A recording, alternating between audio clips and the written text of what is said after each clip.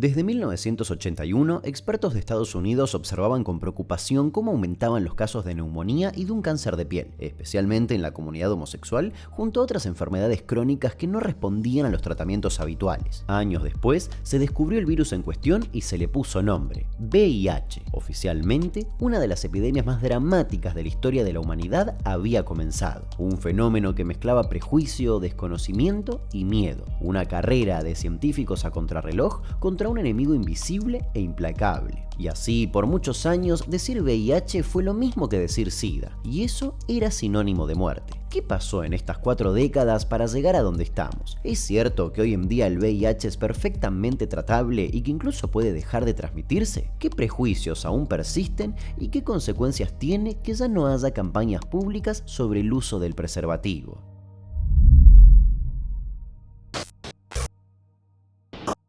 Como bien supimos, tras la experiencia cercana de la pandemia de COVID-19, el origen de estas enfermedades muchas veces se encuentra en la naturaleza, específicamente en el mundo animal. La comunidad científica concuerda en que el VIH está emparentado directamente con el virus de inmunodeficiencia de simios, abreviado como VIS, que en algún momento relativamente reciente empezó a circular entre los humanos. Esto es algo que se sabe gracias a un largo análisis de la información genética de ambos virus. El VIH-1, la cepa más virulenta, es la que más claramente está relacionada con el virus que afecta a grupos de chimpancés salvajes distribuidos en los bosques de África Central Occidental. No se conoce con exactitud en qué momento ni en qué lugar la transmisión pasó de primates a humanos, pero se ha teorizado que pudo ocurrir en Camerún o en la República Democrática del Congo cuando todavía era el Congo belga, probablemente durante la caza y el faenado de carne silvestre, cuando la sangre de estos animales entró en contacto con alguna herida humana. Y aunque el virus estuvo varios años diseminándose por distintas zonas de África, no despertó alerta inmediata ya que afectaba solo a zonas pobres del mundo. De hecho, se registraron distintos brotes a lo largo de la primera mitad del siglo XX, especialmente en África Central,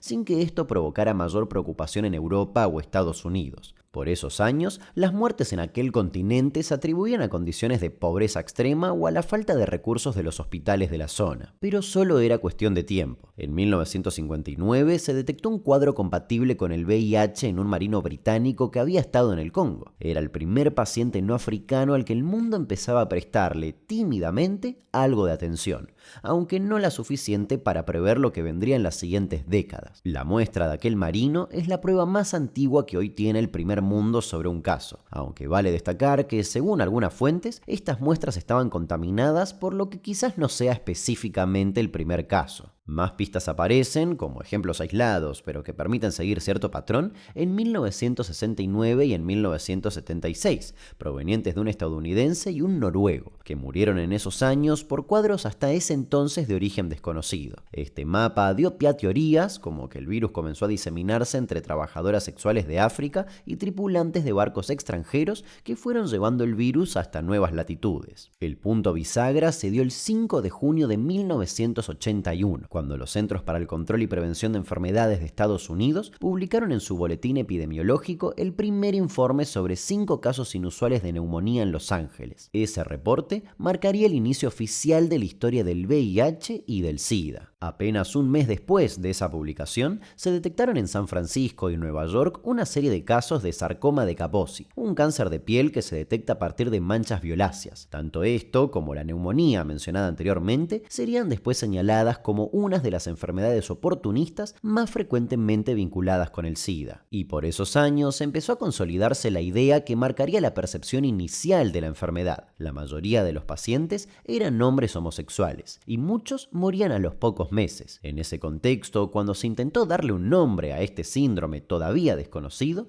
la primera denominación que circuló, aunque nunca llegó a ser oficial, fue algo así como inmunodeficiencia asociada a los gays. La noticia comenzó a generar cada vez más interés. La televisión y los diarios norteamericanos afirmaban que esa nueva enfermedad, que se extendía por California y Nueva York, efectivamente solo afectaba a los homosexuales. De hecho, el 3 de julio de 1981, el New York Times publicó la primera noticia bajo el siguiente título: cáncer raro detectado en 41 homosexuales, donde se destacaba que 8 de las víctimas habían fallecido menos de 24 meses después del diagnóstico, lo que evidenciaba que era una enfermedad muy agresiva y de rápido avance. Ahí también hacían énfasis en los síntomas, mientras que era habitual que el sarcoma de Kaposi comenzara en las piernas y tuviera una evolución lenta a lo largo de muchos años. En estos casos se reportaban manchas en cualquier parte del cuerpo y un deterioro acelerado. Y si bien, como dijimos, por estos primeros momentos se la empezó a llamar peste rosa, en poco tiempo comenzaron a surgir evidencias de que se trataba de un virus que podía afectar potencialmente a toda la sociedad. Según información de la Fundación Huésped, que ha sido una fuente clave en la realización de este video, para 1981 ya se habían diagnosticado 422 casos y el reporte de muertes ascendía a 159. Al mismo tiempo, inmigrantes de origen haitiano residentes en Estados Unidos comenzaron a ser diagnosticados con estos mismos cuadros, como también pacientes que recibían transfusiones sanguíneas frecuentes como hemofílicos y también usuarios de drogas inyectables. En Argentina, los primeros casos comenzaron a registrarse en 1982, al mismo tiempo en que el exdirector de la National Gay Task Force propuso una nueva denominación para la enfermedad: síndrome de inmunodeficiencia adquirida, o en inglés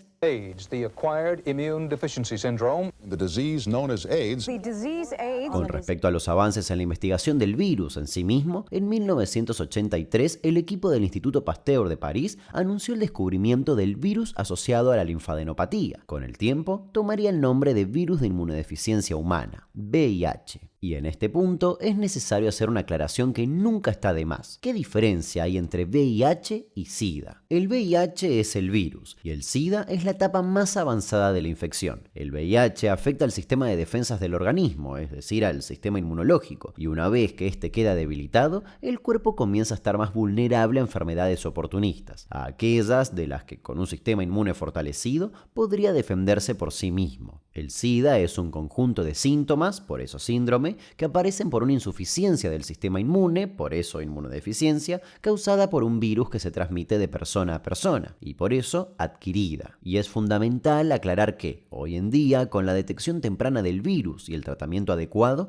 las personas con VIH no desarrollan SIDA. También vale recalcar que no toda persona con VIH tiene SIDA. No necesariamente tiene síntomas o enfermedades, pero sí puede transmitirlo a otros. Volveremos a este punto más adelante, porque si nos remontamos a comienzos de los años 80, esta información aún no se sabía de manera tan clara y sobre todo en los medios y en la opinión pública, el desconocimiento y el prejuicio comenzaban a ser cada vez más profundos. Los policías hoy en día en Estados Unidos exigen estas máscaras y guantes protectores cuando han de ocuparse de las víctimas del SIDA. Los guardianes de las cárceles han solicitado trajes protectores. Las funerarias se han negado a ocuparse de los cuerpos sospechosos de SIDA.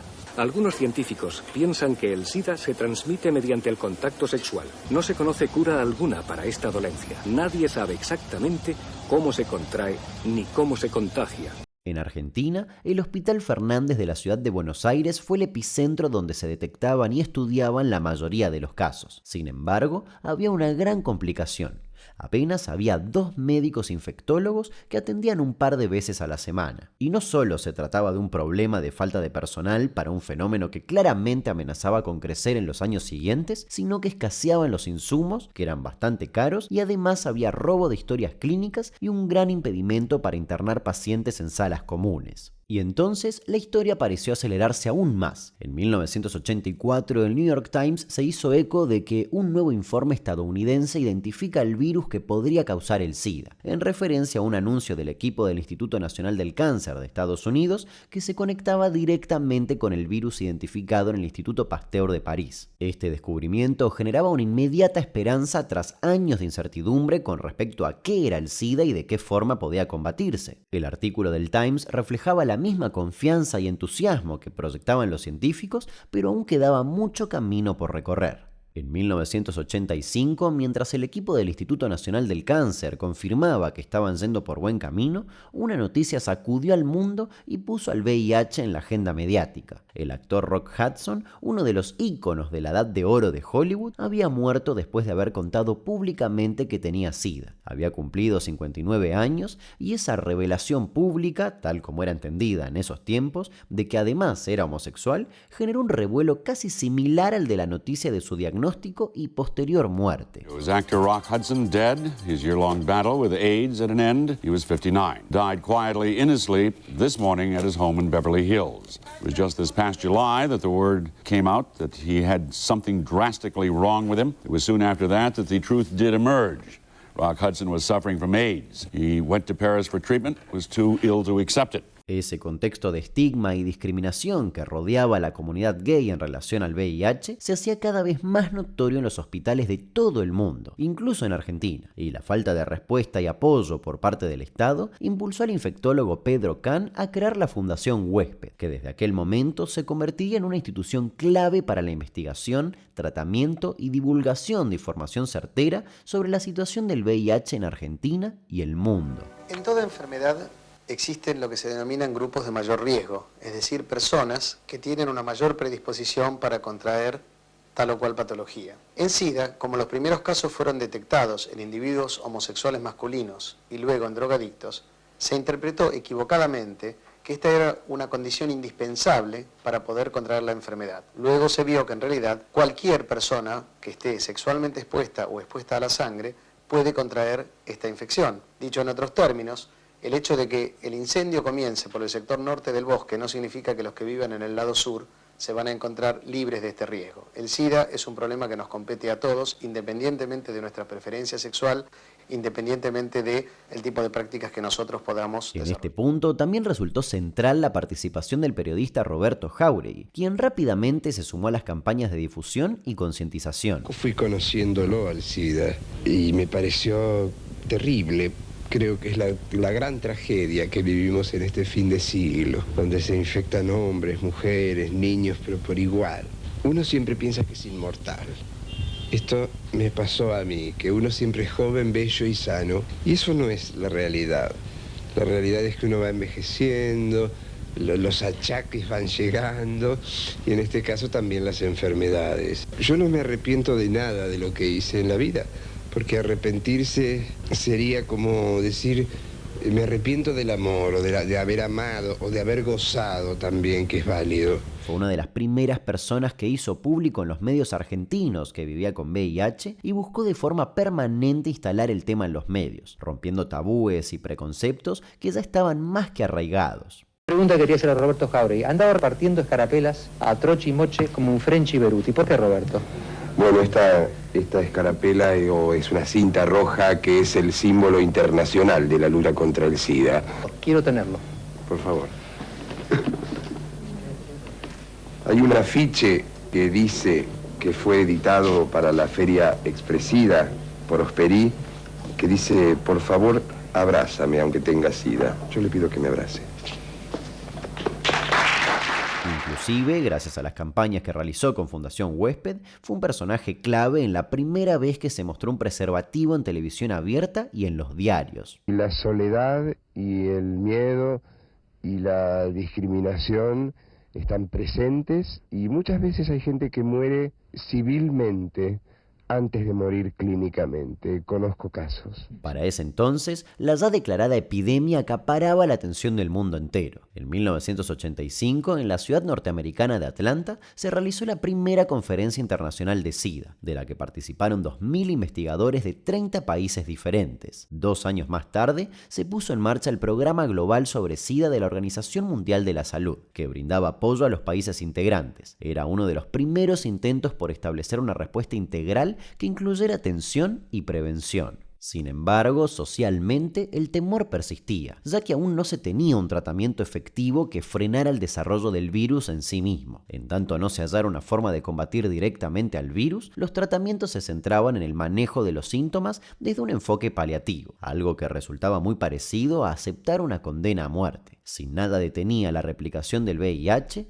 el camino parecía conducir indefectiblemente al SIDA y abrir la puerta a infecciones oportunistas que se perfilaban como el capítulo final de los pacientes. Pero todo eso cambió para siempre en 1987, cuando se aprobó el AZT, la primera droga antirretroviral para tratar el VIH. AZT es el nombre popularizado del ácido budina, un medicamento que suprime la replicación del VIH, es decir, frena el virus para que no se siga multiplicando en el organismo del paciente. No es una cura, pero sí el tratamiento efectivo que tanto tiempo se llevaba esperando y supuso, por supuesto, una revolución. En paralelo, se daban grandes avances en la detección efectiva del virus con el test de sangre Western Blot, una técnica de laboratorio altamente confiable que permitió tener un cuadro de situación mucho más claro. Pero aunque el avance en cuestiones científicas parecía vislumbrar un futuro mejor para los pacientes, el contexto social y político componía un escenario mucho más complejo. El entonces presidente de Estados Unidos, Ronald Reagan, hizo mención al SIDA por primera vez en 1987, mientras el Servicio de Salud Pública de Estados Unidos sumaba a las personas infectadas con VIH entre quienes tenían prohibido el ingreso a ese país. Todos los viajeros que quisieran solicitar la visa debían pasar por un examen de laboratorio que determinara si tenían VIH, que en documentos oficiales directamente se definía como una enfermedad contagiosa y peligrosa. La desinformación era tal que gran parte de la población creía, contra toda evidencia científica,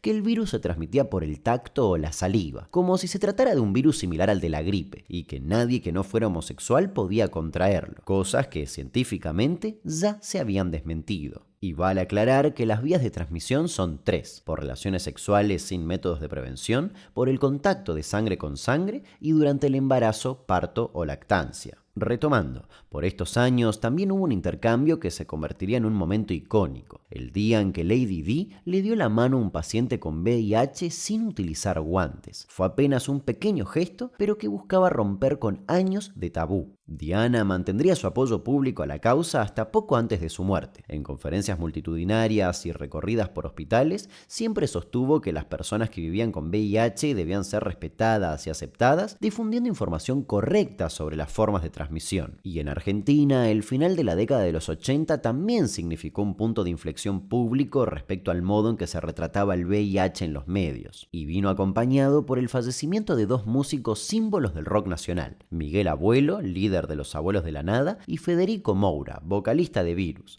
con apenas 9 meses de diferencia entre el fallecimiento de uno y otro. El líder de Virus supo que tenía VIH en 1987, en un momento de enorme popularidad de la banda. Mantuvo siempre que pudo el ritmo de presentaciones en vivo y grabaciones y dio un último show en el Teatro Fénix del barrio porteño de Flores el 21 de mayo de 1988. Luego decidió alejarse de los medios y en diciembre la noticia de su muerte sacudió al ambiente de la música. Yo extrañé también los espectáculos, la gente en realidad, el escenario, la guita.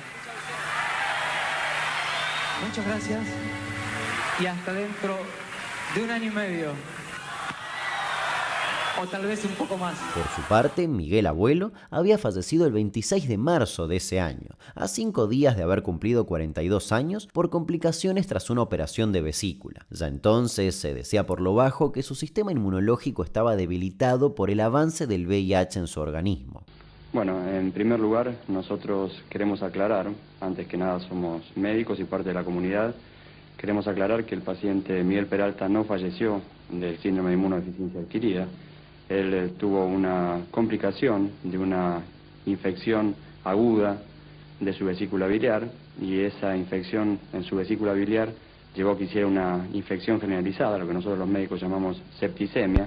A punto de partida de esa septicemia que presentó entre el miércoles y el jueves de la semana pasada, presentó una insuficiencia respiratoria aguda del adulto y finalmente una insuficiencia renal, que fueron las causas que lo llevaron a la muerte. El caso concreto de Miguel Peralta es que era un infectado solamente por el virus de la inmunodeficiencia humana y que no presentaba ni clínica ni en los análisis de laboratorio signos de que él portara o que fuera portador de una enfermedad SIDA. Él falleció de una septicemia, como puede fallecer cualquier persona. Y para 1990, las cifras no hacían más que escalar. La Fundación Huésped recuerda que por ese año se habían registrado 254.000 casos de SIDA en todo el mundo. Pero en contraposición, en esa misma época, se obtuvo el primer resultado a nivel legislativo, la sanción de la Ley Nacional de SIDA 23.798, que hasta el día de hoy garantiza la atención integral para las personas con VIH en Argentina. En Brasil se impulsó la Ley 9313 de 1996 para garantizar la distribución gratuita del tratamiento, y en Colombia el Decreto 1543 de 1997 establecía pautas como la confidencialidad del diagnóstico. Así, se empezaba a construir un soporte legal que garantizaba el cumplimiento de los derechos de los pacientes y el acceso a los tratamientos disponibles de manera masiva. En lo que respecta a Estados Unidos y sus leyes, fue clave el caso de Ryan White. Él era hemofílico, por lo que dependía de transfusiones regulares de un concentrado derivado de sangre donada. En diciembre de 1984, después de una intervención quirúrgica, los médicos le informaron que había contraído VIH por un lote contaminado y le dieron 6 meses de vida. A partir de 1985, su familia intentó que Ryan volviera a la escuela, pero la comunidad reaccionó con un nivel de rechazo inusitado. Los directivos le prohibieron asistir a clases presenciales, varios padres organizaron petitorios para expulsarlo y aparecieron amenazas de muerte contra él y toda su familia.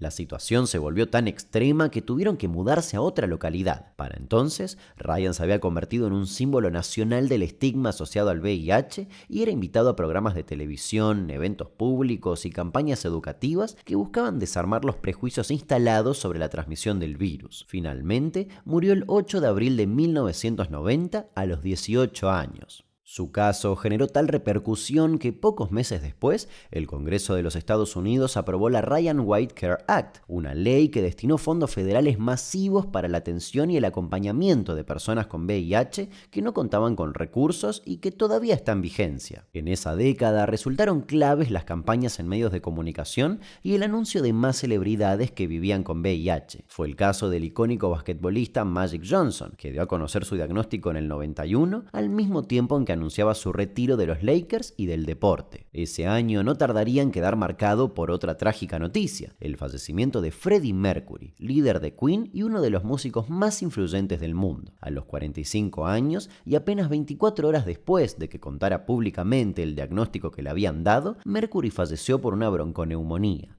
una de las tantas enfermedades oportunistas que se presentan en estadios avanzados del SIDA. Mientras tanto, las campañas en televisión en Argentina y el mundo buscaban bajar el nivel de prejuicio contra la población que vivía con el virus. Existieron todo tipo de spots, desde los más serios.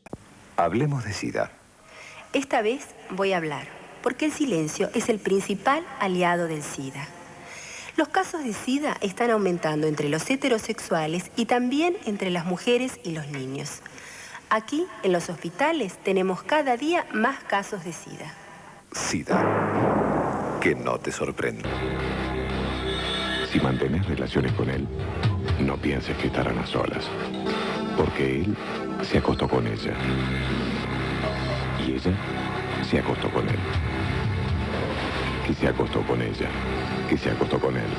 Que se acostó con ella, que se acostó con él. Y con que una sola de estas personas tuviera el VIH... Primero se llevaron a los homosexuales. Pero yo no me preocupé, porque yo no era homosexual. Después se llevaron a los drogadictos. Pero yo no me preocupé, porque yo no era drogadicta. Luego siguieron los hemofílicos, pero yo no me preocupé, porque yo no era hemofílica. Ahora ya es tarde. Están golpeando a mi puerta. Pasando por los más creativos. Que nunca pueden olvidarse. El preservativo dejó de ser solo una cosa de hombres.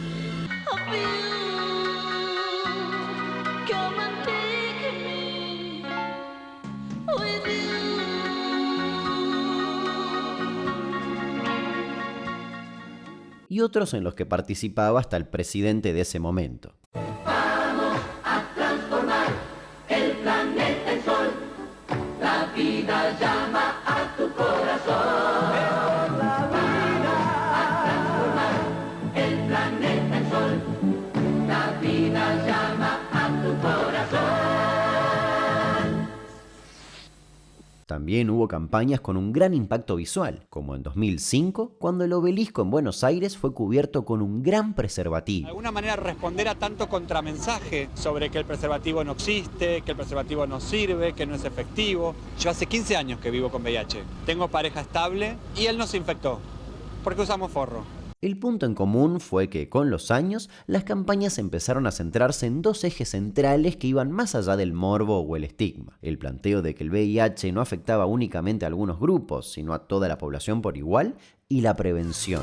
Métetelo, tatuátelo, si hay triqui triqui, hay bam bam, si no para, si no pira, si no hay triqui triqui, tómatela. El uso del preservativo pasó de ser un asunto bastante tabú a comienzos de los 80 a un tema de conversación habitual en los medios, hogares y escuelas cada vez que se hablaba de VIH. Si bien el uso del condón es un método de barrera altamente efectivo contra el contagio de la mayoría de las enfermedades de transmisión sexual, la popularidad de su uso evidentemente estuvo impulsada por el aumento de casos de VIH en el periodo del que venimos hablando. Pero ya desde la época medieval e incluso en el antiguo Egipto se tienen registros de los primeros preservativos, que se confeccionaban con lino o incluso con órganos de animales. Se dice que el rey de Creta usaba vejiga de cabra para cubrir sus genitales durante las relaciones sexuales, ya que se decía que su semen contenía escorpiones y serpientes. En el siglo XIX, con la vulcanización del caucho, se le dio otro impulso al invento, pero no fue hasta la invención del látex en las primeras décadas del siglo XX cuando se pudieron desarrollar modelos de condones más prácticos, desechables y cómodos que una vejiga de cabra. El uso masivo del preservativo siempre estuvo atado al contexto de cada época. Mientras en el pasado creció la conciencia sobre la importancia de las prácticas de sexo seguro para evitar tanto embarazos no deseados como enfermedades de transmisión sexual,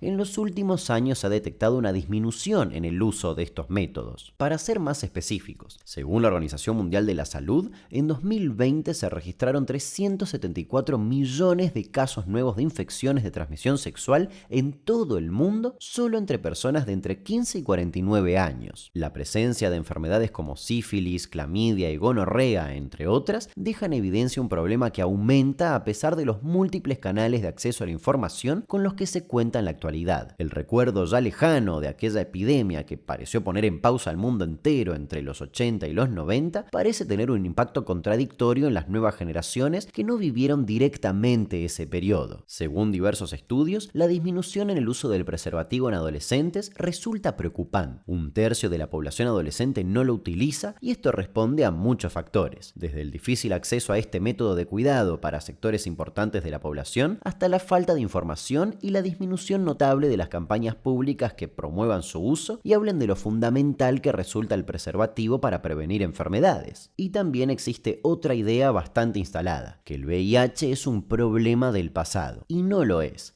Según ONU-SIDA, para 2023, casi 40 millones de personas vivían con VIH, 53% de ellas mujeres y niñas. Un cuadro de situación muy distinto al de comienzos de los 80. Y hay un punto especialmente preocupante a nivel mundial. Casi una cuarta parte de esa población no recibe tratamiento. En el caso de Argentina, el Ministerio de Salud de la Nación señala que son más de 140.000 las personas con VIH y que un 13% de ellas no lo sabe, a pesar de que descubrirlo es muy sencillo. Basta con hacerse un examen de sangre disponible en cualquier hospital o centro de salud y se tiene una respuesta certera e inmediata. De hecho, hay un test rápido que con solo una gota de sangre tomada de un dedo da un diagnóstico en menos de 20 minutos. Actualmente se utiliza un tratamiento antirretroviral altamente activo que consiste en una combinación de diferentes medicamentos que cumplen distintas funciones. Pero desde el lanzamiento del AZT hasta nuestros días, muchas cosas han cambiado. Ya no se trata de un cóctel de muchísimas pastillas, sino de un tratamiento simplificado con menos comprimidos, seguros y efectivos. Argentina fue un país pionero en este sentido. La Fundación Huésped fue quien postuló que era posible tratar al VIH con 2 drogas en lugar de 3. Después de muchos años de investigación científica, esto pudo ser comprobado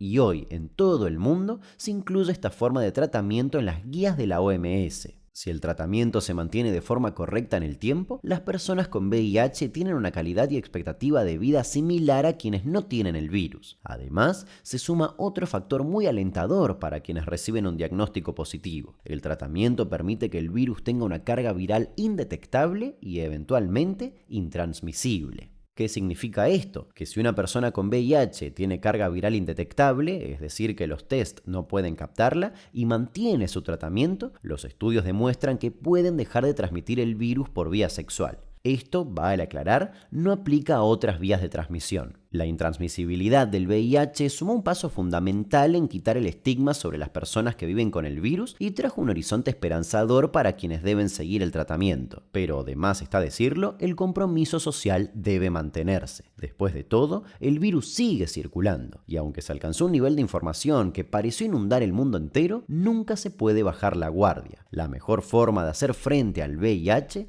es con información de calidad y derribando todos los mitos que se construyeron a su alrededor. En Argentina, el 98% de las infecciones por VIH se dan por relaciones sexuales sin métodos de prevención. Por eso, no solo recordá siempre utilizar preservativo, sino que también ten en cuenta que el análisis para detectar el virus no requiere orden médica, es rápido, gratuito y confidencial. No importa tu edad, orientación sexual o si tenés o no pareja. Un diagnóstico de VIH a tiempo es fundamental para acceder a un tratamiento temprano. Nuevamente, quiero agradecer a Fundación Huésped por la enorme colaboración en la escritura del guión que hizo posible este video y dejo en la descripción un enlace para poder donar, ya que están atravesando uno de los momentos más difíciles en sus 35 años de historia y son miles las personas que, gracias a ellos, reciben asistencia gratuita.